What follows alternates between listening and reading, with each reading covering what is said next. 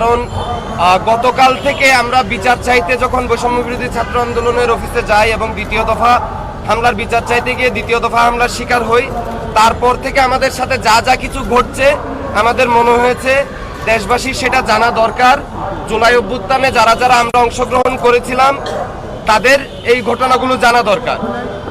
প্রথমত গতকাল সকাল থেকে ডেমরাতে যেই হামলার ঘটনা ঘটেছিল সেটাকে যাত্রাবাড়ির বৈষম্য বিরোধী আন্দোলনের দুই গ্রুপের হাতাহাতি বলে প্রচার করা হচ্ছে, কিন্তু এটা কোনো হাতাহাতির ঘটনা ছিল না।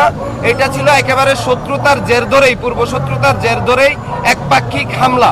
এবং সেই হামলায় আহত নাইম হাফিজ প্রীতু ভাই আজকে এখানে উপস্থিত আছেন। আপনারা তার কাছ থেকে নিশ্চয়ই ওই ঘটনার আরো বিস্তারিত জানতে পারবেন। যখন এই ধরনের একটা সন্ত্রাসী কার্যক্রমকে বা হামলাকে দুই গ্রুপের হাতাহাতি বলা হয়, তখন আসলে হামলাকারীদেরকে আড়াল করে রেখে তাদেরকে শেল্টার দেওয়ার একটা প্রচ্ছন্ন প্রচেষ্টা চলতেছে, যেটা আমরা অনুধাবন করতে পারছি। এবং গত পরশু যারা ডেমরাতে নাইম প্রীতু ভাই, বাদশা ভাই সহ বাকিদের উপর হামলা করেছিল, গতকালকে যখন বৈষম্য বিরোধী ছাত্র আন্দোলনের কেন্দ্রীয় কার্যালয়ে দ্বিতীয় দফা হামলা চালানো হয়, তখন সমন্বয়কদের উপস্থিতিতে ওই লোকগুলো দ্বিতীয়বারের মতো গতকালকেও হলো আমাদের সদস্যদের গায়ে হাত দিছে। দ্বিতীয় যে পয়েন্টটা সেটা হলো বৈষম্য বিরোধী ছাত্র আন্দোলন কারো বাপের প্ল্যাটফর্ম না। শেখ হাসিনা বলছিল দেশটা তার বাপের, টিকতে পারে নাই। এখন যদি আন্দোলনকারীদেরকে বাদ দিয়ে আপনারা মনে করেন এই প্ল্যাটফর্ম আপনাদের বাপের, আপনারাও টিকতে পারবেন।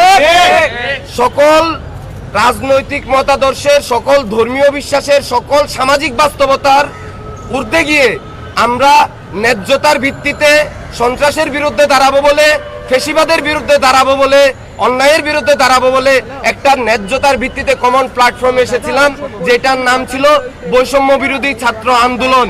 এইখানে যদি তাদের কেন্দ্রীয় কার্যালয়ে যাওয়ার পর আমাদেরকে জিজ্ঞেস করা হয় যে আপনারা কোনো রাজনৈতিক দল থেকে বিলং করেন কিনা, এবং দুইজন আমাদের সাথে থাকা দুইজন বোন, একজন বোন এবং একজন ভাই যখন নিজেরাই হাত তুলে জানান যে ভাইয়া আমরা গণ অধিকার পরিষদের রাজনীতির সাথে সংযুক্ত, তখন যখন তাদেরকে আলাদা রুমে নিয়ে গিয়ে হামলা করা হয়, তাদেরকে রাজনৈতিক ট্যাগিং দিয়ে হামলা করা হয়, আমরা মনে করি এখানে জুলাই অভ্যুত্থানের যেই স্পিরিট, যে স্বপ্ন, সেই স্বপ্নের উপর আঘাত করা হয়।